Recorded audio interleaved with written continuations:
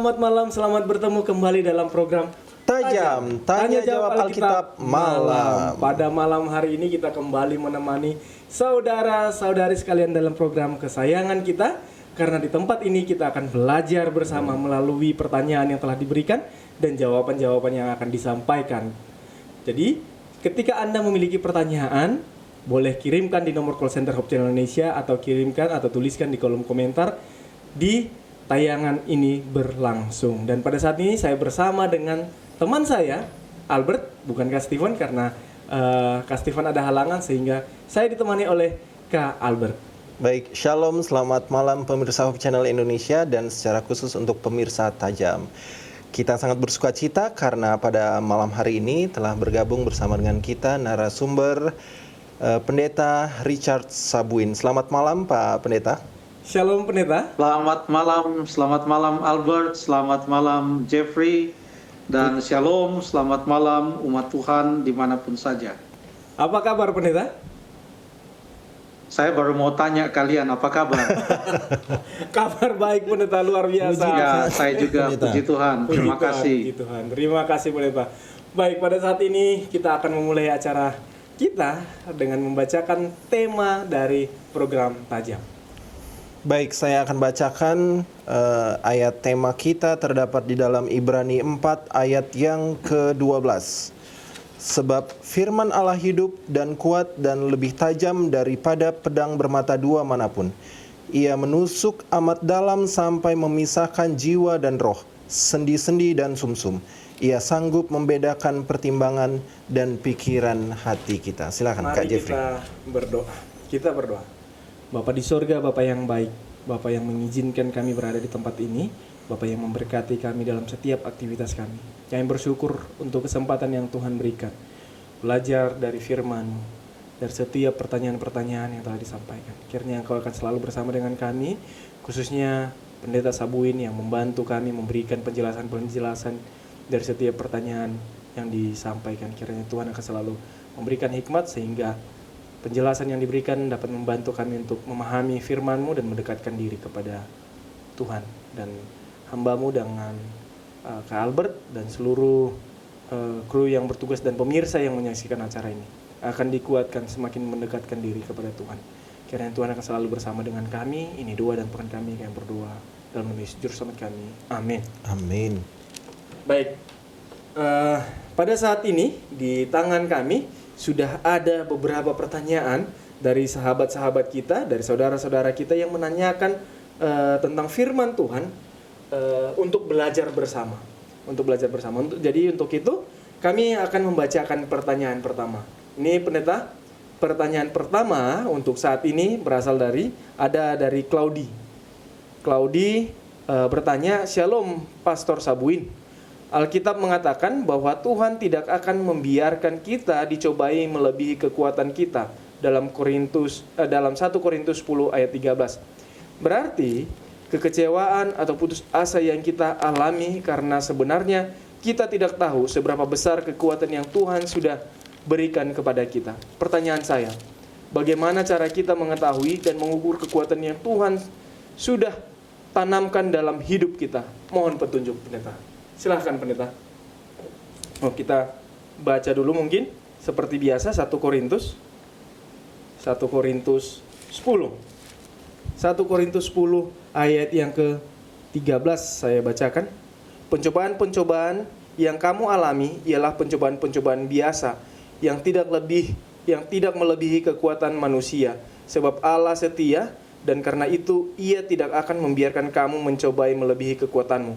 Pada waktu kamu dicobai, Ia akan memberikan kepadamu jalan keluar sehingga kamu dapat menanggungnya." Silakan Pendeta. Terima kasih untuk pertanyaan ini. Ayat ini seakan-akan kalau kita baca ayat ini, ada kesan bahwa Tuhan akan menolong kita dalam menghadapi pencobaan pada saat kekuatan kita tidak bisa menanggungnya lagi. Ada orang yang memahami ayat ini seolah-olah kalau ada pencobaan, biarlah dengan kekuatan kita menanggungnya, karena pencobaan itu telah diberikan tidak melebihi kekuatan kita. Apakah memang maksud ayat ini adalah demikian? Apakah Allah mau supaya kita menghadapi pencobaan dengan kekuatan yang ada dalam diri kita? Sebelum ayat yang ke-13, itu mulai dari ayat yang pertama, itu sudah disampaikan tentang apa yang terjadi dengan orang-orang Israel yang menghadapi pencobaan-pencobaan pada waktu mereka mengadakan perjalanan menuju ke negeri perjanjian dari tanah perbudakan di Mesir. Dan mereka menghadapi pencobaan-pencobaan yang diberikan ceritanya di dalam 1 Korintus 10 untuk menjadi contoh atau pelajaran supaya kita jangan sampai terjerumus sama seperti mereka. Makanya di ayat yang ke-6 dikatakan semuanya ini telah terjadi sebagai contoh bagi kita untuk memperingatkan kita supaya jangan kita menginginkan hal-hal yang jahat seperti yang telah mereka perbuat. Jadi kita belajar dari pengalaman supaya kita jangan jatuh dalam pencobaan yang sama. Coba Albert atau Jeffrey hitung ada berapa kali kata jangan di sana. Di ayat 6, supaya jangan kita menginginkan hal-hal yang jahat. Ayat 7, dan supaya jangan kita menjadi penyembah berhala. Ayat 8, janganlah kita melakukan percabulan. Lalu kemudian ayat 9, janganlah kita mencobai Tuhan seperti yang dilakukan beberapa orang di antara mereka. Maksudnya di antara orang-orang Israel. Lalu kemudian ayat yang ke-10, dan janganlah bersungut-sungut. Jadi ada yang mereka hadapi, itu adalah pencobaan-pencobaan, dan mereka jatuh. Banyak yang jatuh dalam pencobaan-pencobaan itu. Lalu dalam perjanjian baru, Rasul Paulus menuliskan, janganlah kita jatuh seperti mereka. Karena pencobaan-pencobaan yang mereka hadapi bisa saja menjadi pencobaan-pencobaan kita juga. Seperti menginginkan hal-hal yang jahat. Seperti mempunyai ilah lain yang kita utamakan lebih daripada Tuhan. Seperti dosa percabulan. Atau kita mencobai Tuhan. Atau kita bersungut-sungut. Semua itu bukan hanya pencobaan yang unik hanya untuk orang Israel di zaman dulu. Ini pencobaan-pencobaan yang kita juga hadapi sekarang. Dalam ayat 11 diingatkan lagi, semuanya itu telah menimpa mereka sebagai contoh dan dituliskan menjadi peringatan bagi kita yang hidup pada waktu di mana akhir zaman telah tiba. Bagi kita sekarang ini. Lalu kemudian ayat yang ke-12, sebab itu siapa yang menyangka bahwa ia teguh berdiri, hati-hatilah supaya ia jangan jatuh. Jangan kita merasa kita kuat. Kalau ini kecil, kalau kecil begini tidak perlu berdoa. Ini bisalah, saya tidak berdoa pun saya akan menang dalam pencobaan ini karena saya cukup kuat. Ayat 12 mengatakan, jangan menyangka bahwa kita teguh berdiri. Kalau kita menyangka kita teguh berdiri, hati-hati karena kita bisa jatuh. Lalu baru masuk di ayat yang ke-13. Pencobaan-pencobaan yang kamu alami ialah pencobaan-pencobaan biasa. Kenapa disebut pencobaan biasa? Bukan pencobaan yang kacang-kacang, bukan pencobaan yang mudah-mudah. Yang dimaksudkan dengan pencobaan-pencobaan yang biasa, itu artinya pencobaan-pencobaan yang biasa, yang sudah biasa dihadapi oleh manusia. Contohnya yang dihadapi oleh orang Israel. Dan bagi kita juga itu adalah pencobaan-pencobaan yang lazim. Mungkin kata lazim di sini lebih tepat. Pencobaan-pencobaan yang lazim bagi mereka, bagi manusia di sepanjang zaman, umat Tuhan, dan juga bagi kita. Tetapi di dalam ayat 13 dikatakan, Allah setia, karena itu Ia tidak akan membiarkan kamu dicobai melampaui kekuatanmu. Seberapa kuat kita? Kenapa kita kuat? Kita kuat bukan karena kita merasa kita kuat. Ayat 13 itu mengatakan, pada waktu kamu dicobai, Ia memberikan kepadamu jalan keluar. Jadi yang menolong kita, bukan kekuatan kita. Yang memberikan kita jalan keluar dalam menghadapi pencobaan adalah siapa? Adalah Tuhan yang memberikan jalan keluar. Jadi, tidak bisa kita mengatakan kita akan menghadapi pencobaan dengan kekuatan kita. Kekuatan kita adalah dari Allah. Makanya ada ayat yang berkata, tolong dulu Albert baca suatu ayat yang mengatakan di dalam Filipi pasal yang ke-4 ayat yang ke-13. Filipi 4 ayat yang ke-13. Filipi 4 ayat yang ke-13. Segala perkara dapat kutanggung di dalam Dia yang memberi kekuatan kepadaku. Segala perkara dapat kutanggung di dalam Dia yang memberikan kekuatan kepadaku. Jadi segala perkara, bukan hanya sebahagian. Segala hal dapat kutanggung di dalam Dia yang memberikan kekuatan. Jadi kekuatan kita adalah siapa? Kristus. Karena Dia sudah menang juga dalam menghadapi pencobaan di padang gurun waktu Yesus masih ada di atas dunia ini. Kalau kita mengandalkan Kristus, disitulah kekuatan kita. Kalau kita mengandalkan diri kita sendiri, maka kita lemah. Makanya 1 Korintus 10 ayat 12 mengatakan, barang siapa yang menyangka bahwa ia teguh berdiri, hati-hati. Sudah mau jatuh itu. Demikian firman Tuhan. Terima kasih. Baik, terima kasih pendeta. Terima kasih banyak ini mencerahkan kita bahwa kekuatan kita berasal dari Allah. Kita lanjut ke pertanyaan berikutnya. Baik, pertanyaan berikutnya dari Benadian. Pak Pendeta, di dalam Ulangan 18 ayat yang ke-15, siapakah yang dimaksudkan seorang nabi sama seperti Musa akan dibangkitkan Tuhan? Di dalam Ulangan 18 ayat yang ke-15. Silakan Pak Pendeta. Tolong dibaca dong. Kita Baca dulu ya. Ulangan Oke. 18 ayat 15. Baik, saya akan bacakan Ulangan 18 ayat yang ke-15. Seorang nabi dari tengah-tengahmu, dari antara saudara-saudaramu, sama seperti aku, akan dibangkitkan bagimu oleh Tuhan Allahmu. Dialah yang harus kamu dengarkan. Silakan Pendeta. Terima kasih untuk pertanyaannya. Seorang nabi dari tengah-tengahmu, dari antara saudara-saudaramu, sama seperti aku. Apa yang dimaksudkan di sini? Ini kan kata-kata Musa.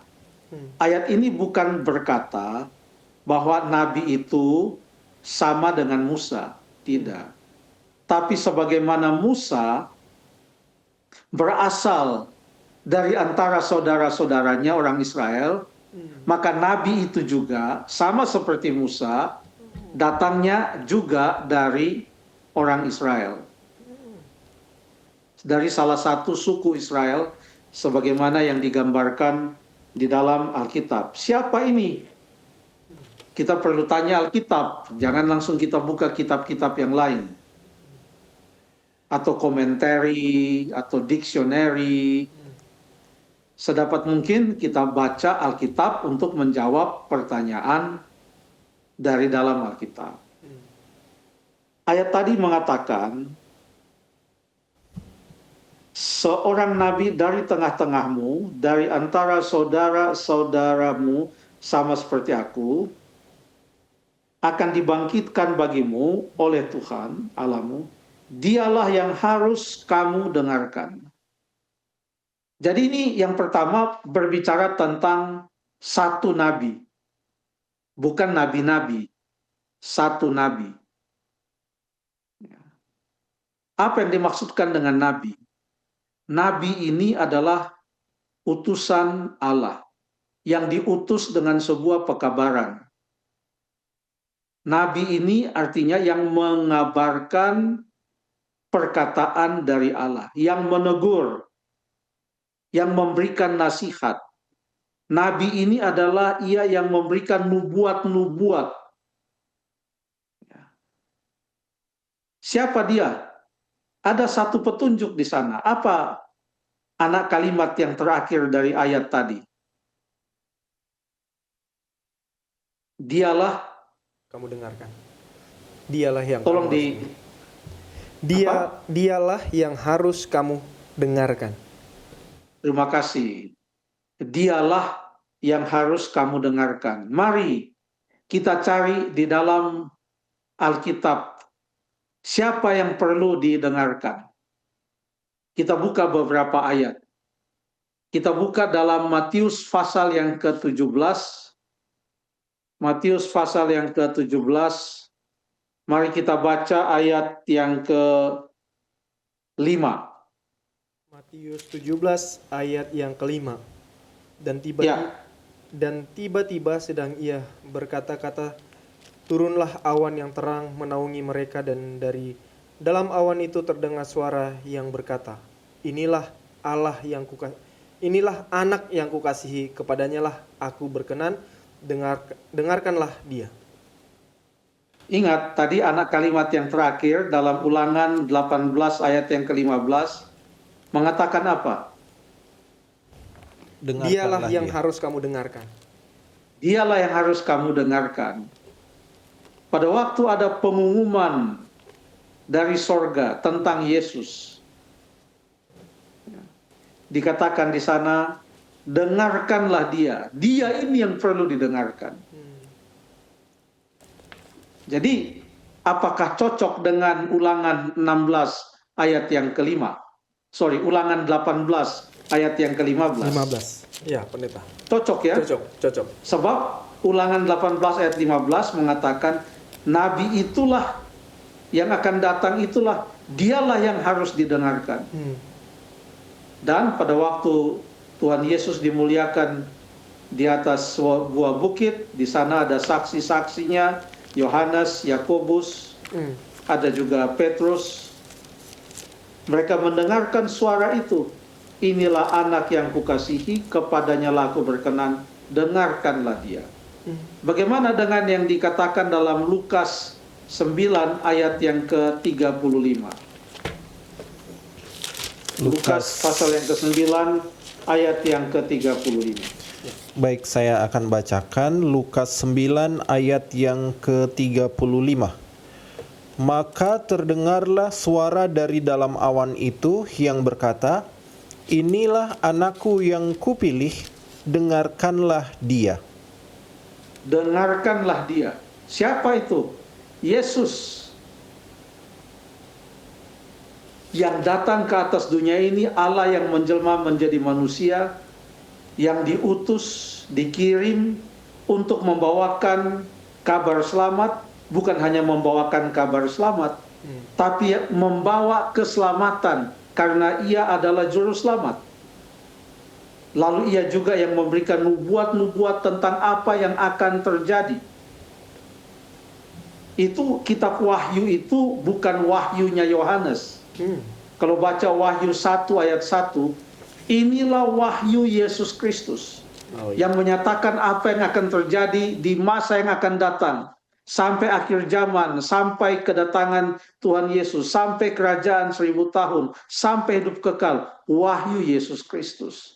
Dalam sudut pandang tugasnya tersebut, maka ia bisa disebut juga sebagai nabi. Oke. Jadi yang dimaksudkan oleh Ulangan 18 ayat yang ke-15, Nabi yang akan datang, dengarkanlah dia, itu adalah Yesus Kristus. Mungkin supaya lebih jelas, setelah Tuhan Yesus naik ke sorga, lalu Petrus berkhotbah di Yerusalem pada hari Pentakosta. Dalam Kisah pasal yang ketiga, kita buka Alkitab Kisah pasal yang ketiga, mulai ayat yang ke-11 sampai ayat yang ke-26, itu adalah khotbah Petrus di Serambi Salomo. Khotbah Petrus. Hari Pentakosta sudah lewat, itu di pasal yang kedua. Ada banyak yang dibaptiskan, 3.000 orang yang dibaptiskan pada hari Pentakosta. Lalu kemudian Petrus terus melayani. Pada satu kali, di dalam Kisah pasal yang ketiga, dia berada di Serambi Salomo, di Bait Suci. Disitulah dia mengabarkan suatu pekabaran. Sekarang kita akan baca ayat 17. Hai saudara-saudara, aku tahu bahwa kamu telah berbuat demikian karena ketidaktahuan. Ayat 18, tetapi dengan jalan demikian Allah telah menggenapi apa yang telah difirmankannya dahulu dengan perantaraan nabi-nabinya, yaitu apa? Mesias Yaitu yaitu bahwa Mesias yang diutusnya harus menderita. Terima kasih. Apa yang dikabarkan oleh nabi-nabi adalah Mesias yang akan datang itu. Ayat 19, karena itu sadarlah dan bertobatlah.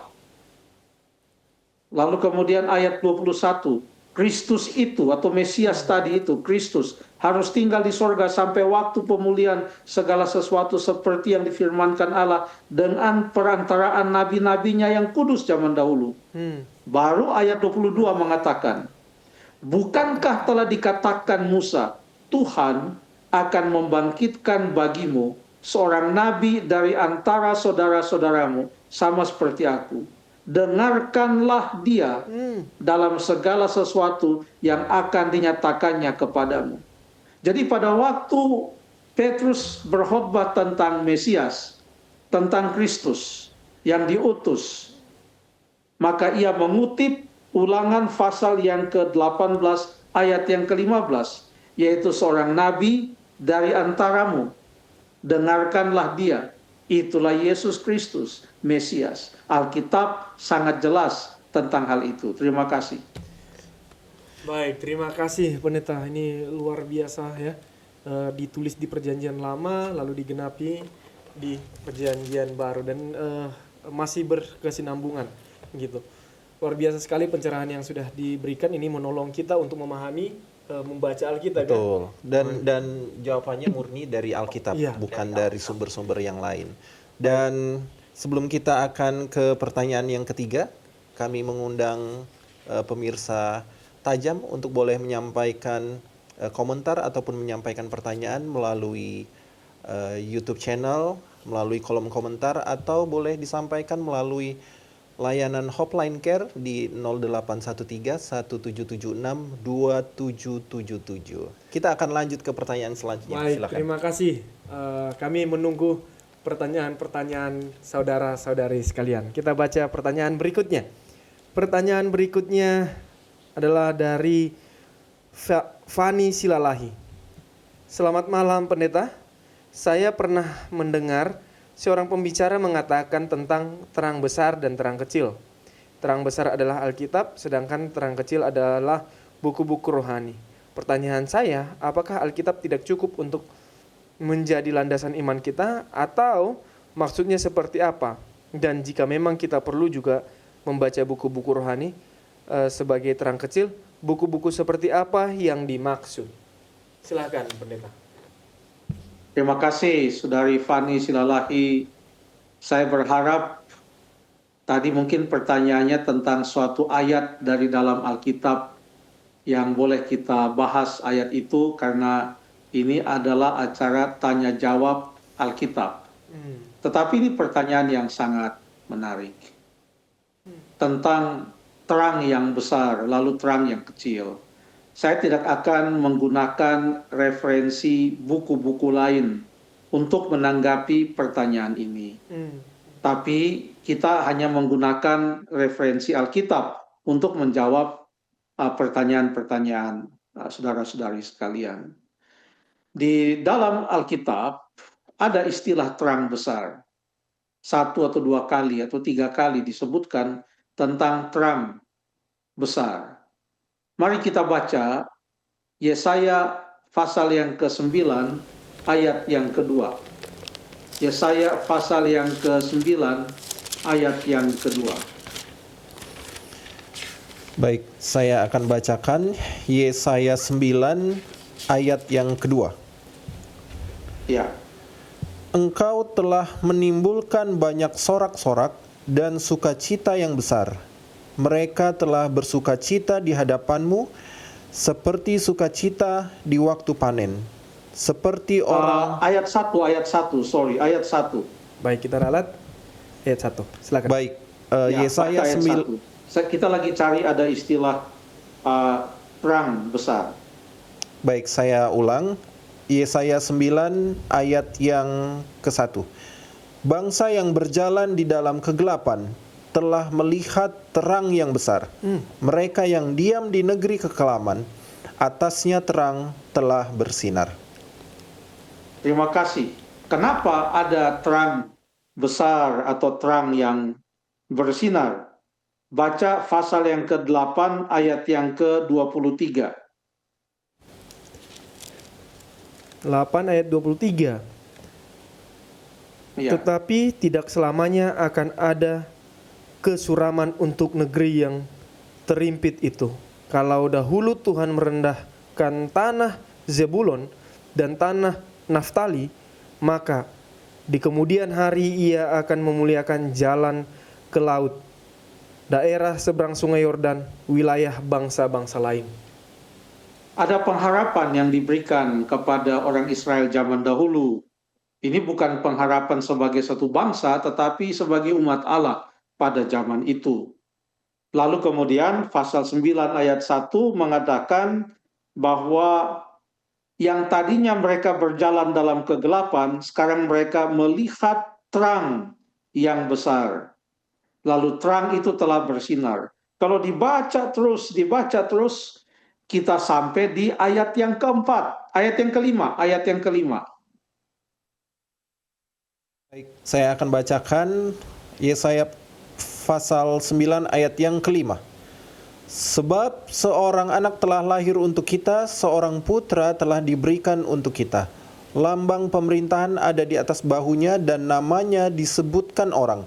Penasihat ajaib, Allah yang perkasa, Bapa yang kekal, Raja damai. Terima kasih. Berbicara tentang siapa ini? Ini berbicara tentang Yesus Kristus. Nubuatan akan lahirnya Yesus. Namanya disebut orang penasihat ajaib, Allah yang perkasa, Bapa yang kekal, Raja damai. Tidak ada yang lain. Ini adalah Yesus Kristus. Makanya Yesus berkata di dalam Injil Yohanes, "Akulah terang dunia." Kita bisa menjadi terang dunia waktu Yesus katakan, "Kamulah terang dunia." Kalau ada Yesus di dalam hidup kita. Kalau tidak ada Yesus dalam hidup kita, kita tidak bisa jadi terang dunia. Kalau ada terang itu karena kita bukan sumber terang. Terang itu adalah Yesus. Lalu ada juga ayat yang mengatakan, jadi Yesus itu terang yang besar. Ya. Dia adalah terang yang besar. Lalu ada ayat yang mengaitkan terang itu dengan firman Tuhan. Itulah yang disebutkan dalam Mazmur 119 ayat yang ke-105. Mazmur 119 ayat yang ke-105.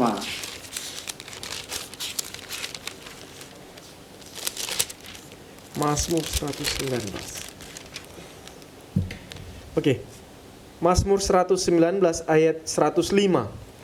Firman-Mu itu pelita bagi kakiku dan terang bagi jalanku. Kenapa firman Allah itu adalah pelita bagi kaki kita dan terang bagi jalan kita? Kenapa? Karena dalam firman itu ada terang.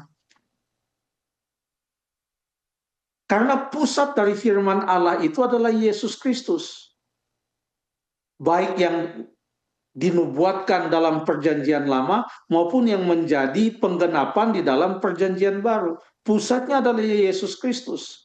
Kalau tidak ada pekabaran tentang Yesus dalam firman Tuhan, ini tidak bisa jadi terang.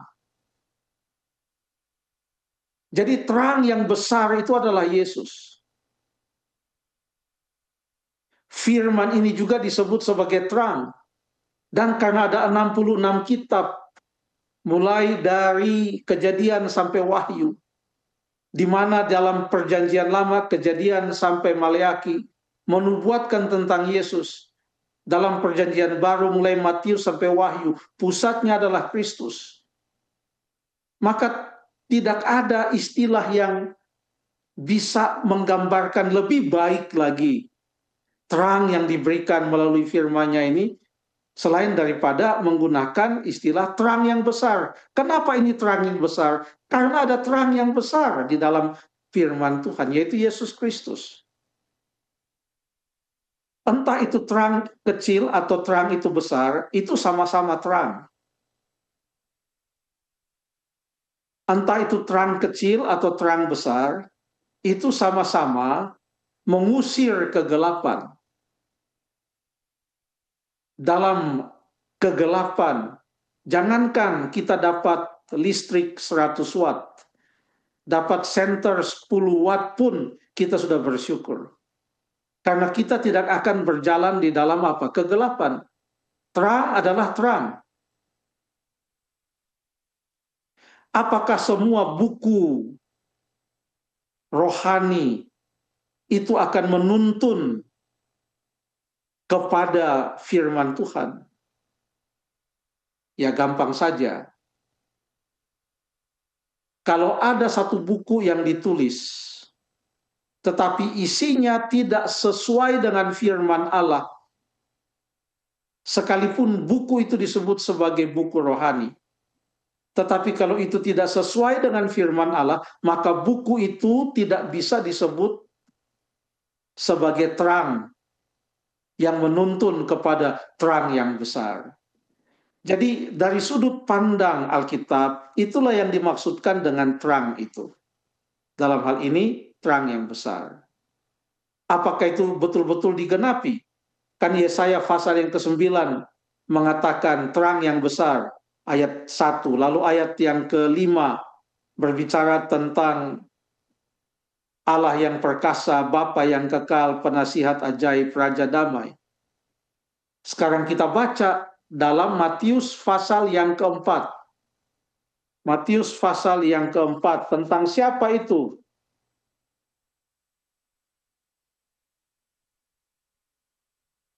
Matius pasal yang keempat, kita mulai baca ayat yang ke-12. Tapi waktu Yesus mendengar bahwa Yohanes telah ditangkap, menyingkirlah ia ke Galilea. Ia meninggalkan Nazaret dan diam di Kapernaum, di tepi danau, di daerah Zebulon dan Naftali, supaya genap firman yang disampaikan oleh Nabi Yesaya. Firman yang mana? Yang berbicara tentang Yesus. Ayat 15 tadi dibaca oleh Albert, itu di Yesaya 8 ayat 23. Lalu sudah baca juga tadi Yesaya 9 ayat 1. Tanah Zebulon dan tanah Naftali, jalan ke laut, daerah seberang sungai Yordan, Galilea, wilayah bangsa-bangsa lain, bangsa yang diam dalam kegelapan telah melihat terang yang besar. Dan bagi mereka yang diam di negeri yang dinaungi maut telah terbit terang. Siapa itu terang? Itulah Yesus Kristus yang memberitakan ayat yang ke-17, bertobatlah sebab kerajaan sorga sudah dekat. Terima kasih.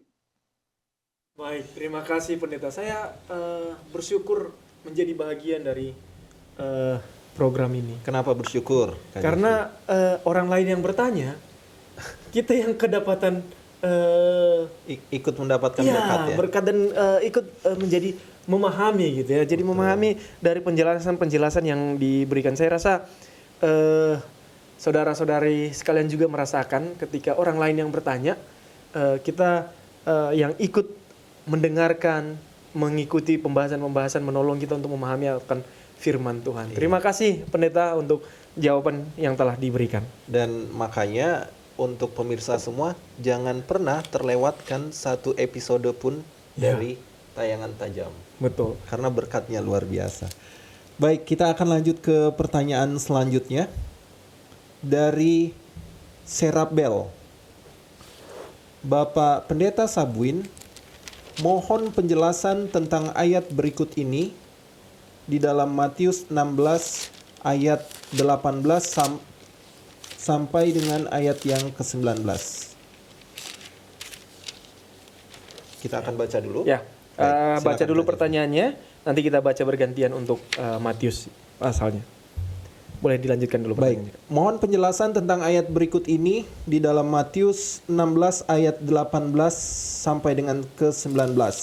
Apakah ini merujuk kepada gereja yang mula-mula dan denominasi gereja tertentu? Ini pertanyaannya Pak Pendeta. Kita akan bacakan terlebih Kita dahulu. baca dalam Matius 16 ayat ke-18 dan 19. Dan aku pun berkata kepadamu, engkau adalah Petrus, dan di atas batu karang ini aku akan mendirikan jemaatku, dan alam maut tidak akan menguasainya. Kepadamu akan kuberikan kunci kerajaan sorga. Apa yang kau ikat di dunia ini akan terikat di sorga, dan apa yang kau lepaskan di dunia ini akan terlepas di sorga. Silakan pendeta. Terima kasih. Mungkin pertanyaannya adalah apakah yang dimaksudkan sebagai batu karang di atas mana jemaat itu didirikan, apakah itu yang dimaksudkan adalah Petrus? Mungkin itu pertanyaannya juga ya. Karena seperti itu. Lalu kita baca ayat 20. Inti percakapan ini apakah tentang Petrus atau tentang Yesus? Ayat yang ke-20. Lalu Yesus melarang murid-muridnya supaya jangan memberitahukan kepada siapapun bahwa ia Mesias. Jadi ternyata ini sedang berbicara tentang Mesias. Kenapa demikian? Ayat 13. Ayat yang 13, setelah Yesus tiba di daerah Kaisarea Filipi, ia bertanya kepada murid-muridnya, kata orang, siapakah anak manusia itu? Jadi pertanyaan yang menuntun kepada semua percakapan dan pernyataan yang ada di dalam perikopi Matius 16 ayat 13 sampai 20. Pertanyaannya adalah siapakah anak manusia itu? Jadi semuanya sedang berbicara tentang siapa? Tentang Yesus. Kalau begitu batu karang itu siapa? Nah, bukan kebetulan, tetapi memang demikianlah adanya. Nama Petrus atau Petros, Petros itu artinya adalah batu, batu karang. Tetapi batu karang yang terlepas, jadi tidak punya pegangan yang kokoh. Jadi ada batu karang kan yang terlepas, bisa didorong, ya, terlepas dia batu karang itu. Isolated rock, terlepas dari pokok batu itu. Dan ada kata yang lain yang juga artinya batu karang, yaitu Petra. Jadi dalam bahasa Yunani ada Petros, dan ini adalah sebuah nama Petrus, tapi Petros itu juga berarti isolated rock, batu yang terpisah. Jadi tidak kuat dia. Dan Petra artinya batu yang kokoh, bedrock, living rock. Ini betul-betul batu yang kokoh. Kalau zaman dulu, orang kalau bikin kubur itu kan bukan gali di tanah, tapi pahat di batu. Waktu mereka bikin kubur, pahat di batu, termasuk kubur dari Yusuf Arimatea yang masih baru di dalam mana Yesus dikuburkan, itu adalah kubur yang digali pada Petra, bukan Petros. Jadi kokoh dia. Kata Petra ini juga digunakan di dalam Matius pasal yang ke-7 ayat 24. Di situ Yesus memberikan sebuah perumpamaan tentang dua golongan orang yang mendengarkan firman. Yesus berkata, setiap orang yang mendengarkan perkataanku dan melakukannya, ia sama dengan orang yang bijaksana yang mendirikan rumahnya di atas batu. Kata batu di sini adalah kata Petra. Dalam Matius 16 yang tadi sudah dibaca, ayat 18, kalau kita mau ganti kata batu karang dengan kata Petra, karena memang itulah bahasa aslinya, maka ayat ini berbunyi sebagai berikut. Dan aku berkata kepadamu, engkau adalah Petrus atau Petros, dan di atas Petra ini aku akan mendirikan jemaatku. Jadi jemaat itu bukan didirikan di atas Petros, tapi jemaat itu didirikan di atas Petra. Petros ya Petrus. Siapa itu Petra? Siapa itu batu karang? Batu karang itu adalah Kristus. Engkau adalah Petros di atas batu karang ini. Bukan itu, tapi ini. Yaitu Yesus. Jemaat itu didirikan di atas Kristus. Bukan di atas Petrus. Demikian pemahaman tentang Matius pasal yang ke-16 ayat 18 dan 19. Dan pada waktu itu belum ada denominasi-denominasi. Yang ada adalah jemaat. Kemanapun saja seseorang pergi di zaman Yesus atau di zaman rasul-rasul di abad yang pertama. Maka kalau itu adalah jemaat yang didirikan Kristus, maka mereka akan menghidupkan kehidupan Kristus. Yang mereka ikuti adalah ajaran Kristus. Hari di mana mereka berbakti adalah juga hari di mana Kristus berbakti pada waktu dia ada di atas dunia ini. Pola hidup mereka adalah pola hidup Kristus. Itulah jemaat yang mula-mula. Orang Kristen yang mula-mula. Dalam buku Kisah Para Rasul, mereka dikenal sebagai pengikut jalan. Jalan. Kenapa disebut pengikut jalan? Karena Yesus pernah berkata, akulah jalan dan kebenaran dan hidup. Itulah jemaat yang mula-mula. Kurang lebih demikian. Terima kasih. Baik, terima kasih Pendeta. Terima kasih banyak.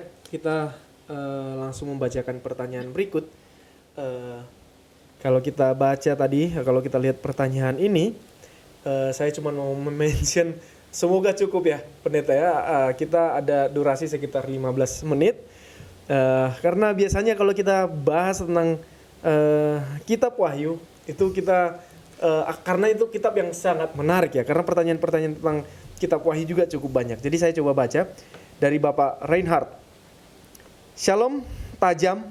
Apa yang dimaksud dengan 7 roh dan 7 binatang dalam Wahyu 3 ayat 1? Apakah 7 binatang atau 7 bintang? Oh, 7 bintang. Sorry. Maafkan saya Pendeta, saya baca ulang.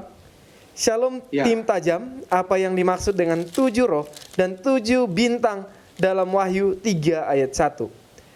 Dan tuliskanlah kepada malaikat jemaat di Sardis, inilah firman Dia yang memiliki ketujuh roh Allah dan ketujuh bintang itu.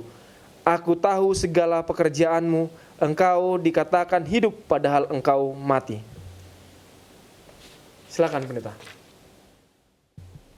Terima kasih Saudara atau Bapak Reinhard untuk pertanyaannya. Dalam Wahyu pasal yang ketiga ayat 1, itu ada pekabaran untuk jemaat di Sardis. Sebenarnya ini adalah salah satu dari 7 jemaat.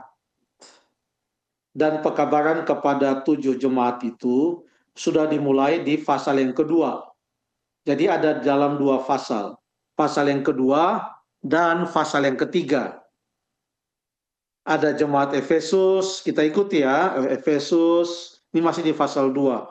Pergamus, Tiatira, ada Efesus, Smyrna, Pergamus, Tiatira. Lalu Sardis, Philadelphia, lalu Laodikea, pasal 3. Jadi semuanya ada 7 jemaat. Dalam pasal 3, atau di dalam setiap pekabaran kepada jemaat-jemaat ini, selalu dimulai dengan firman yang datangnya dari Yesus, tetapi Yesus digambarkan dalam berbagai gambaran. Contohnya, kalau jemaat Smyrna dikatakan pasal 2 ayat 8, inilah firman dari yang awal dan yang akhir. Kalau di Efesus, jemaat Wahyu 2 ayat 1, inilah firman dari Dia yang memegang ketujuh bintang di tangan kanannya. Nah, semua yang disampaikan ada 7 bintang, ada yang awal dan yang akhir. Lalu ada firman Dia yang memakai pedang yang tajam bermata 2 dan lain. Semuanya itu sudah digambarkan di dalam Wahyu pasal 1. Jadi istilah 7 roh, istilah 7 bintang, istilah yang awal dan yang akhir, itu sudah disampaikan di pasal yang pertama sebelum pekabaran kepada 7 jemaat ini disampaikan di pasal yang kedua dan pasal yang ketiga. Contohnya, di dalam pasal yang pertama, ayat yang ke-17, bagian akhirnya dikatakan, jangan takut, aku adalah yang awal dan yang akhir. Sudah dikasih tahu di sana. Nanti di pekabaran kepada jemaat Sardis dikatakan pasal 2 ayat 8, inilah firman dari yang awal dan yang akhir. Jadi semuanya itu menggambarkan siapa? Hanya satu pribadi yang sedang digambarkan, yaitu Yesus Kristus yang sedang digambarkan di sana. Sekarang, bagaimana dengan istilah pasal 3 ayat 1, inilah firman dari Dia, yaitu Yesus Kristus, yang memiliki ketujuh roh Allah dan ketujuh bintang.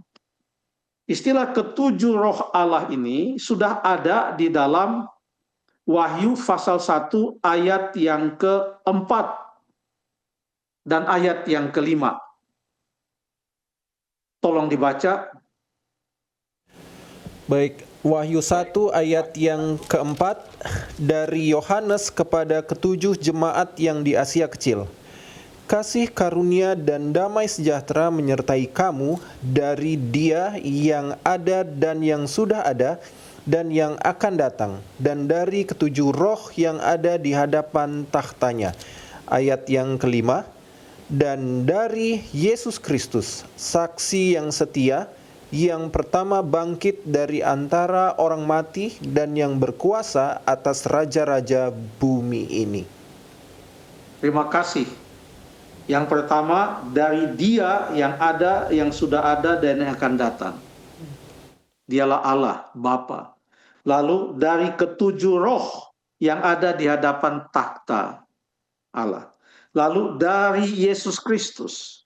Tidak ada disebutkan ini pekabaran dari malaikat, walaupun Banyak sekali aku melihat seorang malaikat lain, tetapi sumber pekabaran ini yang memberikan kepada mereka jaminan penyertaan dan damai sejahtera itu adalah dari Dia, dari ketujuh roh, dan dari Yesus Kristus. Bukan dari malaikat, bukan dari yang lain-lain. Dan inilah Bapa, lalu ada Roh, lalu ada Yesus Kristus. Allah yang Esa itu.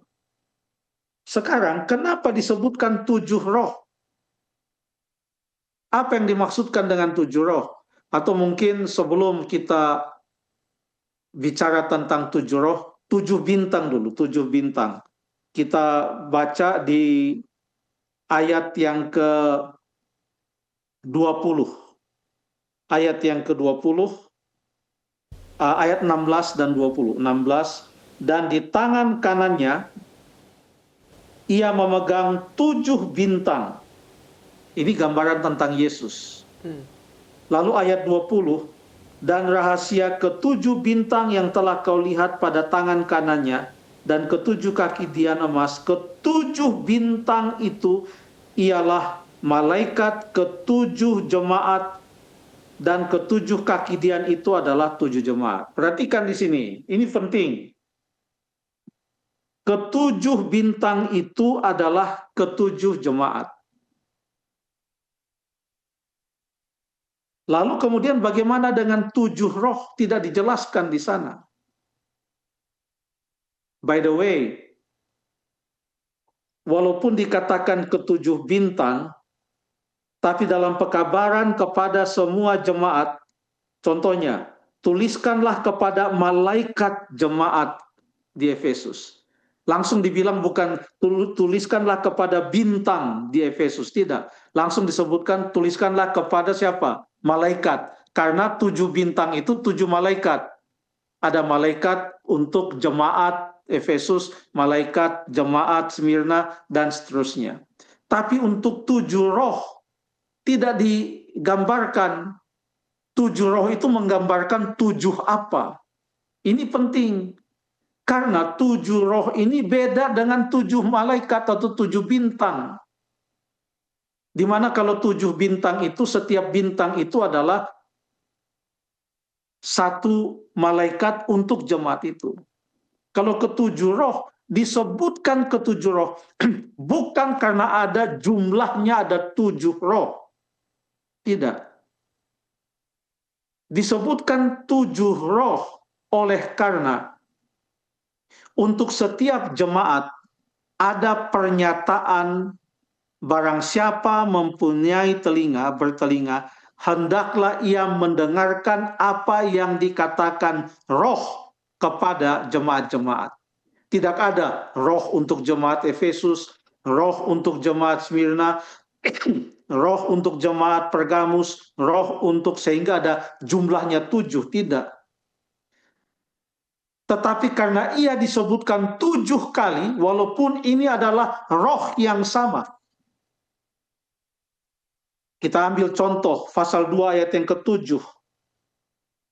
Siapa bertelinga, hendaklah ia mendengarkan apa yang dikatakan roh kepada jemaat-jemaat.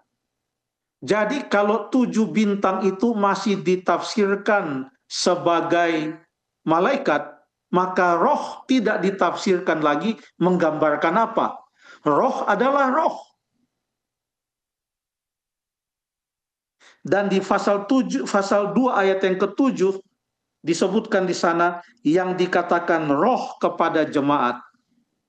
Lalu kemudian pasal yang kedua ayat yang ke-11, siapa bertelinga hendaklah ia mendengarkan apa yang dikatakan roh kepada jemaat-jemaat. Yaitu roh yang sama yang berbicara kepada Efesus adalah roh yang sama yang berbicara kepada Smyrna. Roh yang sama yang berbicara kepada Pergamus. Untuk setiap pekabaran kepada 7 jemaat ini selalu ada pernyataan barang siapa bertelinga hendaklah ia mendengar apa yang dikatakan roh.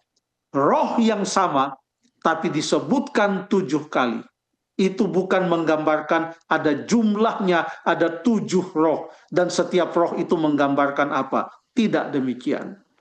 Jadi ke-7 roh itu adalah merupakan Roh Kudus yang disebutkan 7 kali. Setiap kali disebutkan untuk setiap jemaat roh yang sama, yaitu Roh Kudus. Terima kasih. Baik, terima kasih Pendeta. Terima kasih untuk penjelasan yang telah diberikan, dan itu menjadi pertanyaan yang terakhir bagi kita untuk saat ini. Untuk sebagai penutup, kita meminta Pendeta memimpin kita dalam doa. Bapa kami yang di sorga, selalu ya Bapa, setiap kali kami belajar firman-Mu, kami merasa masih banyak yang perlu kami ketahui dan perlu kami pelajari. Pengetahuan kami sangat terbatas, pemahaman kami sangat terbatas.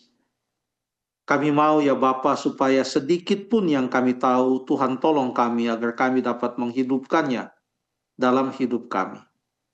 Biarlah kami boleh selalu berjalan di dalam terang yang ajaib, terang yang besar, yaitu Yesus Kristus yang berbicara melalui firman-Nya. Terima kasih ya Bapa, inilah doa kami. Ampunilah kiranya kami dari dosa-dosa kami. Dalam nama Yesus kami sudah berdoa. Amin. Amin. Baik, sekali lagi terima kasih Pendeta, terima kasih banyak telah membantu untuk memberikan penjelasan-penjelasan dari setiap pertanyaan-pertanyaan yang telah dikirimkan oleh saudara-saudari pemirsa sekalian.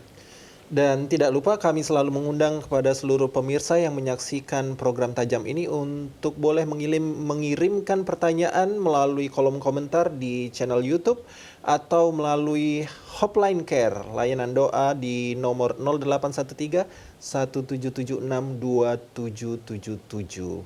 Dan sampai bertemu kembali di program Tajam, Tanya Jawab Alkitab Malam. Tuhan memberkati kita semua.